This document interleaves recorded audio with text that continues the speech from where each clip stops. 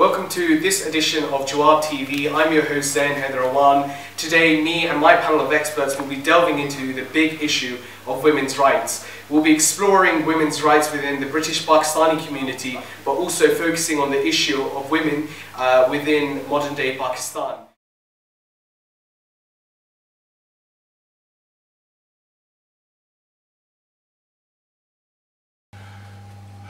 Bismillahirrahmanirrahim.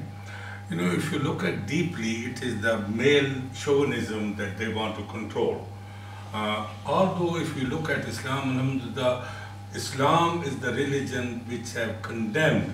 Before Islam, the Arabs used to kill their daughters, and Islam came and said, no, if anybody have a daughter, he is the blessing of the God, and Rasul Pak of course, in that context. One of my distant aunties in Pakistan is a brigadier. She's not a soldier, she's not a captain, she's not a colonel, she's a brigadier. That's one rank away from general, as you know.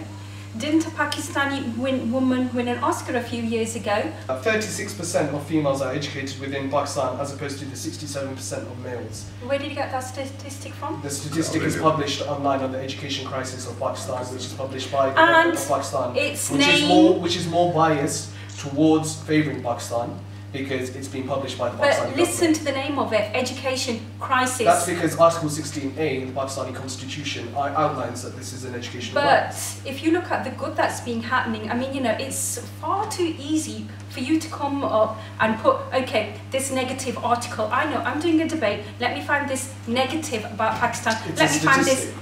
But for every negative, there's a positive. I'm sure if you've done your research, you'd have found something positive. The question was, why is it a threat? What's a threat for Pakistan to see an educated woman? I don't think it's actually a threat to Pakistan. It's a threat to men. Okay. Okay. Saying that with your statistics, I mean, we've done the background research as well. If you're looking at villages, there are probably less women that girls that go to school and everything. But just looking at Lahore itself, okay, there's about 46 colleges in Lahore. Out of those 46, 26 are just for girls.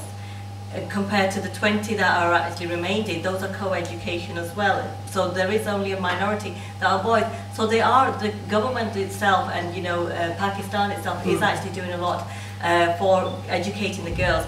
But I think the risk actually lies with families or the men sector, because what they will say is if she's going to study, she's going to leave the house, and you know, and that's it comes back to izzat, you know, honor and stuff. They don't want the girls to progress because they will leave the house and they. That's not true of every family. Maybe our family. No, it's a minority again, and that's we're looking more into the villages and not developed cities. I'm from a village, and we've got a lady brigadier. We've got, I mean, the girls from. We've got a female brigadier. We've got health workers. We've got teachers. I think what's happened is far too easy. It does happen, like I said previously. It's far too easy to find something negative, and I know. Let's just sensationalize it and just, you know, forget all the good that's happening, forget all the female colonels and majors. Well, we have that, and I would agree, it's a minority. 20%, 21% of the labour force is made up of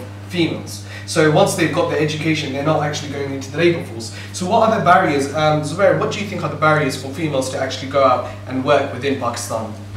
Qualifications is one. The job aspects that they have.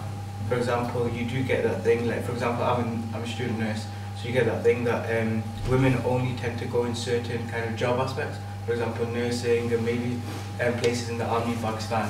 But they don't, like for example, you don't see Pakistani women engineers and, you know, in different aspects like that. Makhtoom, I want to get you in on this issue. Do you think sexual harassment has a big issue, is a big obstacle for women actually joining the labour force in Pakistan? It's probably not the biggest one, but it's one of the big ones, obviously. And I think we all are talking about on a wider range of these issues. And I want to touch the smallest there, because if we don't touch the grassroots issues initially, then I think on the top we may not be able to give the solutions to the problems. And I would like to touch a big issue in Pakistan environment there, which is a feudalism basically. Due to the feudalism, women are on various grounds, are forced to do something or not to do something without their own willingness.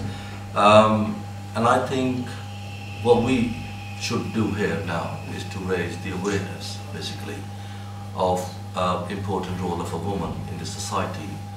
We are being told to mirror values, traditions, customs which are not ours. So we get these standards imported from the Western world. So you may get Brad Pitt and Angelina Jolie coming in and looking at the villages and think, oh, look at these poor people, look at the rights, she can't do this, she can't do that. The worlds are, so the two countries are worlds apart in terms of the vision what, let's say, American or British people want from their women and the vision that we as Muslims and Pakistanis want from women in our society. The roles are different, completely different. The outlooks about life in terms of their roles and responsibilities are completely different. What you're getting then is from the media point of view, is a very militant form of secularization of Pakistan, where the only people that you get at the front are those who actively look at Islam even in a negative way, and they start questioning, you know what, it's actually Islam in the villages or Islam in certain places. That's the barrier to our progress. So the definition of progress of women is something which doesn't come from our own thinking. Like the brother rightly said, it's imported from outside of there, and that's where there's a tussle going on continuously in Pakistan.